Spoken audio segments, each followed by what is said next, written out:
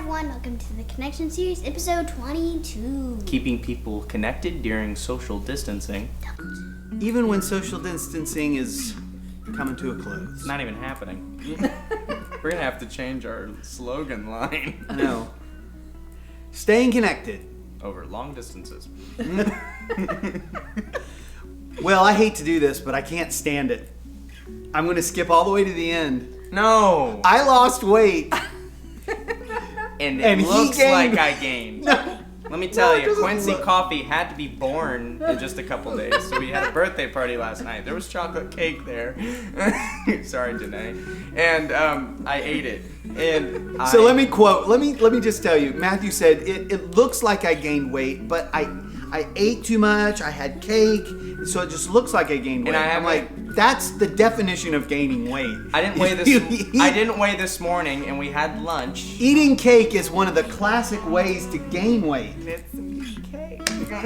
I lost So I 1.4 pounds. He gained 900 pounds. I didn't gain 9. We are now 4 pounds away from each other. so happy. Oh, I'm so happy. You don't even know how happy. Today he wanted to end it. He just surprised me. He's like, "Hey, today's the end." And Well- I said, "No." So he's holding out. We're going to be Five. at least one more night. We're going to be back with you tomorrow night. And I guess we'll at least continue one more night At least. with that. Yeah, we'll see. But I took the lead. It's 11-10. Congratulations. Thank you. I did need that in my life because today at lunch we were having a conversation and I just brought up Matthew's future and I was saying, Matthew, I don't remember. He was saying something about I Mary. was talking about inbreeding, and then went into, I said I had watched a video about how royals inbred, and then you said, "Are you trying to?" I don't know. I thought he It was. got weird. Okay. I don't know. I thought it was one of those things where he was like trying to freak us out, like maybe he wanted to marry a cousin, but then he just wanted to marry the girl that he's dating or not dating. Gabby! And so then Misty got all cranky. It's like, I don't know. No inbreeding in my house. The whole mom thing, she says, and she's like, I don't want to talk about this. I don't want to talk about the future. And I said, well, let's talk about my future. And that's when Audrey says, Dad, I think your future already happened. So he doesn't have a future. I don't even know how to. He's so old. He lives in the past. That's what I was like. So every day from now on, I'm just living in the past. That's all that. That's horrible. My I was future. just kidding on that. My I was future is kidding. literally in the past. It's very, very sad. But at least, I've produced a couple of heirs that, they have futures. Hello. They may be, Mom. they may be chubby, but at least they have a future. Oh. He's the chubby And if we one, fail, not there's me. the dog. Yeah. He'll do something. Oh my goodness. Well, it's Sunday, and what an unbelievably wonderful Sunday we've had. That's why I'm in my Sunday best. But what a great service this morning in Aurora and in Sellersburg and Life Apostolic in Westport El and also Tabernaculo. El Tabernaculo. And I watched Matthew's proverbial questions this morning at 8 o'clock. If you want to do that at 8 o'clock in the morning, that's something you can do on the Tabernacle page. But it's been a day of church services and wonderful message, Pastor Larry Arrowwood. Thank you very much for challenging us to rise to the occasion and to make the very best of every opportunity that we have. Sure. And also our interview tonight, I am super excited about Arnold and Shelley Wetzel. So my wife interviewed V. Woodrow / Reyes / in brackets Yvonne. It's complicated. She's from LA, so you know what? Give her a break. I've been trying to think of a cool screen name for myself. Yeah. I haven't come up with anything. Arrow. Do you have any suggestions? That would be great. Something cool. I've Woody. I've always felt like my name has too many A's and O's and R's. You have a power And name. ends. Aaron Arrowwood. And Like double- Clark Kent. Or Or Peter P's. Parker.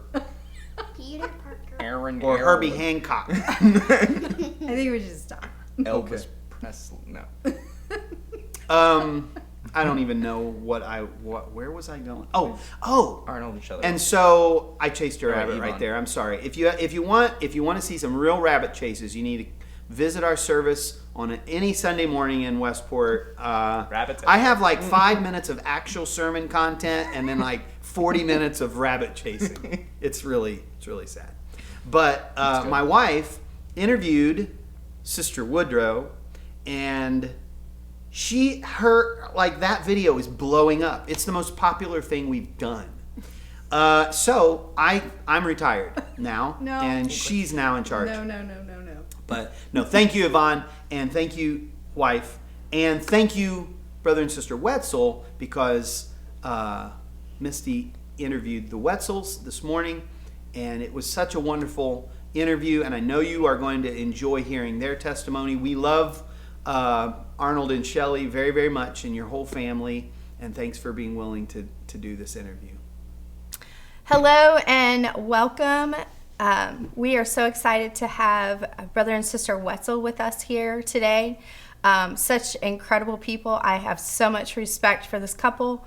Maybe not always did they notice, but I was watching from on the sidelines and just kind of watching their life and emulating, wanting to do things like them. I just have so much respect for the two of them. They are an incredible, godly couple in our church, great leaders, and we're so thankful for Brother and Sister Wetzel. And I'm honored today that they would do this interview with me. So thank you for being on here with me.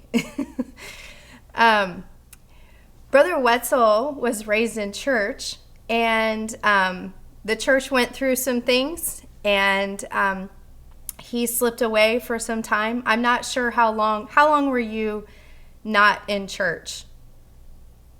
Few years, I would say 2 or 3 years. 2 or 3 years. And during that time, you met Sister Shelley, is that correct? Yes, we worked together at that time and made a connection. So Brother Wetzel got married, and what brought you back? What led you back to the church? You know, that's a tough question. Obviously, there's no one thing, but I would say, like you said, meeting Shelley. Obviously, even if you're not going to church, you still know what you're looking for. And she was somebody that had a compassionate heart and just a passion for people, and just somebody that I connected with. And then I've always seen the desire in her to be a Christian, even though she didn't know what Pentecostal was, and I think she didn't know she longed for it. But anyway, as we connected and got married, when we had our first child, it really made it to the point that we had to make some decisions, and it really wasn't difficult at that time. I know I always go back and always look for scriptures, and really helped me strong. Obviously, we had a lot of good ministers in my life, leading up to that, and obviously my father getting my family into church with Brother Crotcher at that time meant a lot. Following your father's lead, and he always kind of made it clear before his passing that this is the direction you needed to go. So you never really lose that voice in your life. But in Proverbs 16:3, commit to the Lord whatever you do, and will establish your plans. So as we knew we got married and we knew we wanted to start a family, that just rang in my life every day. And then God had his own plans. When we first got our first apartment, we looked at our back window every day. Guess what we saw? Brother and sister would move to Seymour, and they were in our backyard every day. So you had little things like that. Then we thought, all right, we're going to build a house and we'll get away from this. Well, guess what? Two of the strongest saints in our church were right across the street out our front window, looking at us and praying for us and offering Bible studies on a weekly basis. So that longing and that pull of God never left my life. Wow, that's incredible. And you can see, I'm not going to get ahead of myself, but you can see God's hand in your lives after that. The next question I was wanting to ask was, Sister Wetzel, how was it for you coming to a Pentecostal church? I'm assuming you had no background with it before? No background at all. It could be a long story or short story, but I'll try to make it. Like you said, we did live across the street from a couple wonderful saints, and we still are very good, close friends with them today. But Arnold was very involved with a lot of the men in the church. Even though we weren't going to church, he still kept friends with all of them. Well, all those friends became my friends, and our relationships grew. They accepted me the way I was, even though I didn't wear a skirt or I had long hair. They treated me as one of their friends. And that's basically, I knew I wanted to be like them because how they treated me. They didn't treat me as an outsider. They actually stood up for a lot of things that I did, made me love them. And then you can't help but love the people in the church. I mean, especially our pastor and his wife. And I've been there for many years. And after we had Clayton really pushed my heart, because I never grew up in church, that I really wanted him to grow up in church. And this was the church I wanted to go to. And like we said, our neighbors, I went through home Bible study, and I just grew. I grew and became in love with Pentecostal. Well, you kind of rolled into my next question. How has it been? It was two parts. How has it been raising your children in church? And what part do you feel that the church has benefited your family? Yeah, I think, raising children, obviously, anyone listening knows it's not easy. I mean, there's a lot going on in this world, and they're being tugged a lot of different directions. But you look back and you realize that you have the support of a church, of all the way from Sunday school teachers to youth ministers and assistant pastor and pastors. When they're being fed the truth and what is right, and they're being influenced by the saints of the church on a regular basis, you've got a leg up. You've got an advantage of beating this world. And there's just no doubt raising your children in church is just so important. It's such a regular basis, just being fed daily and weekly, and that's exactly what it takes to survive. What would you say to someone, and I have to preface this question because during this pandemic, Brother Airwood and I, it has been amazing. I'm going to get emotional, so try not to. It has been amazing. So many people that had left the church at some point have reached out to us during this time. And so your testimony tonight is probably even more crucial because I know that they will be watching this. But they are saying, when the doors open, we're going to be there. And so my question to you is, what would you say to someone who had left the church but is looking now to come back? What would your message be to them? Yeah. And you're exactly right. I'm sure Brother Airwood and Aaron, your group, has seen so many stuff. But I even work with the saints to say that, and there again, when these signs come true, when you have truth in your heart, and you can see this is just another step closer. And the same thing I'm saying when they say, I really need to get back to church, and you say, you have to, you need to, but that longing is growing in their heart. What I say is take that first step. It's all it is. There's no doubt our church, I'm sure so many others that are standing there with their arms wide open, and the church will rejoice with you when you make that effort to come back in and find your way back into God's presence.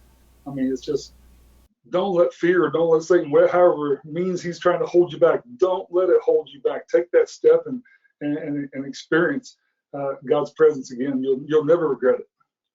Tell us how you guys have been doing during all this, because well, first of all, explain what you do, your job, which has been so crucial, and tell us how it's been during this pandemic. It's obviously different when you're managing a grocery business, and I've got 80 some associates that work under me, and trying to stay healthy and keep the environment positive, encouraging as we continue to work with a heavier workload being in the grocery business than you did before. It is tough, but staying busy with your job, and you're still doing that your normal routine. It's not so bad as being living with the neighbors now that are not working at home with their 3 children every day. And I can see that he's so stir crazy. They're ready to go back to work. But I count it a blessing to still be out there and working, especially knowing we're doing something good for the community of putting groceries on shelves for people to be able to spend that time at home with their families and have what they need. But it's been different for us. Just personally on our side, we were very fortunate. We were able to sell our house that we had. And we actually, over the past 3 weeks, actually moved into a different location. It was something that was part of our plan. Our children were raised and married. We wanted a little smaller place, and we've had other things keeping us occupied, and at the same time staying away from other people. So we were actually moved into a smaller location, and it's been good. Like I said, it's been a lot more time to show how to spend together because there are not a lot of trips out of town and doing things you normally would do. So we've survived really well. With our rentals, that's keeping me busy. That's a day-to-day thing also. So I'm out there. I'm still a lot. And on the personal deal, I'm very fortunate that Shaw was able to babysit our first grandson. Yes. She babysits Cameron twice a week all day. So that really puts a smile on her face twice a week to be able to be around him all day long. And I just want to say kind of at the end of this that I think you're incredible parents. You have 2 incredible young men and now a 3rd young man in your life. And he is so cute. He is absolutely adorable.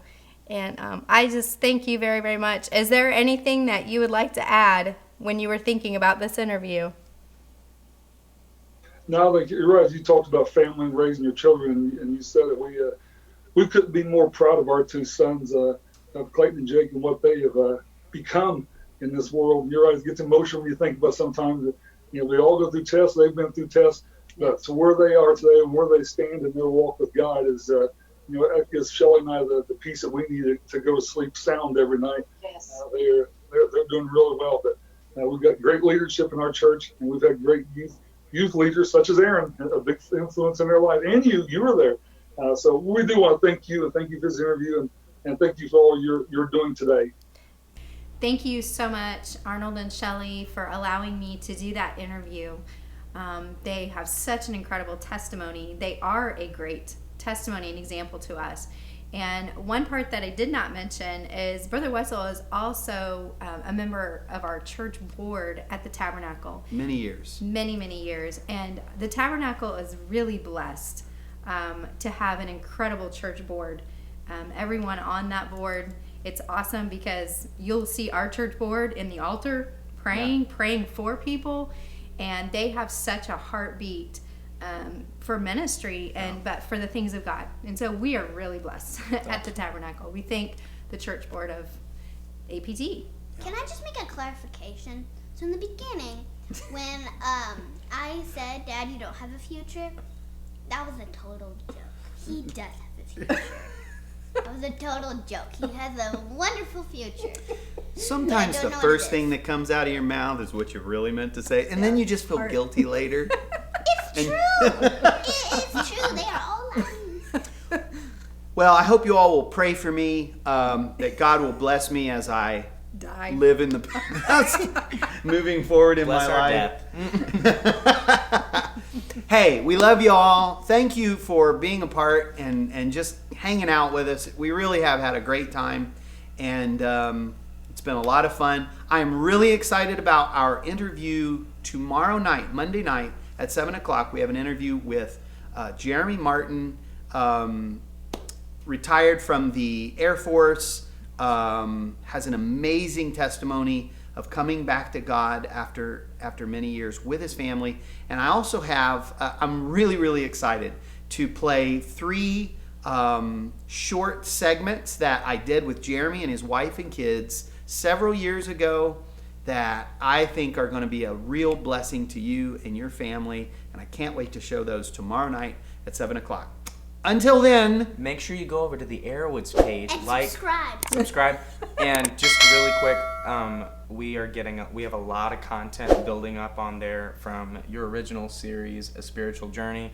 We have the connection series. We have proverbial questions, and also we are putting all of the worship segments that we have created. We're putting those on the YouTube channel, so you can go back, and there's over 50 videos I think on there now that you can watch anytime. So please go on there, like, comment, subscribe. Before we go, I just want to make a clarification. I named our former series, A Spiritual Journey.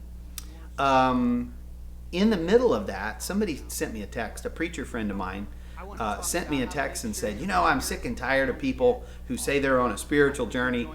First of all, friend, apparently you weren't watching any of my videos. or maybe you were, and you were like, I'm sick and tired.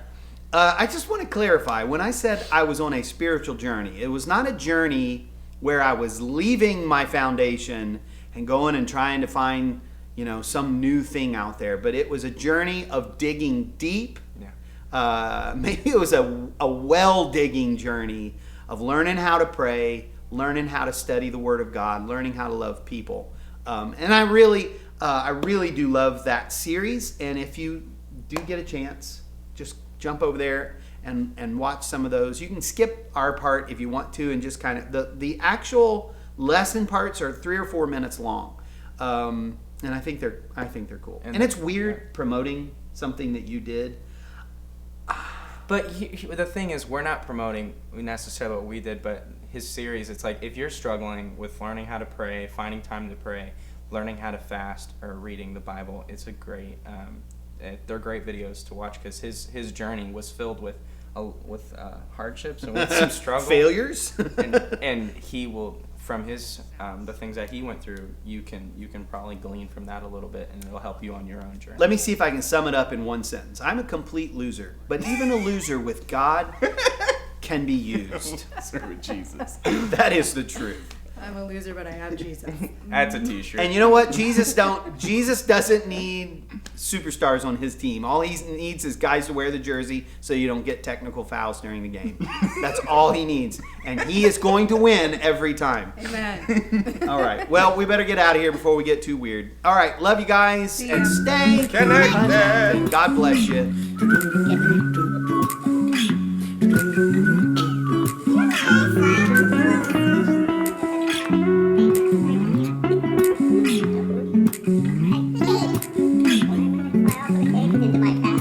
No, your future. I did see something. It was big. No, it was a big bird right there. Really? It turned. It was a sunny day. Oh, I'm glad.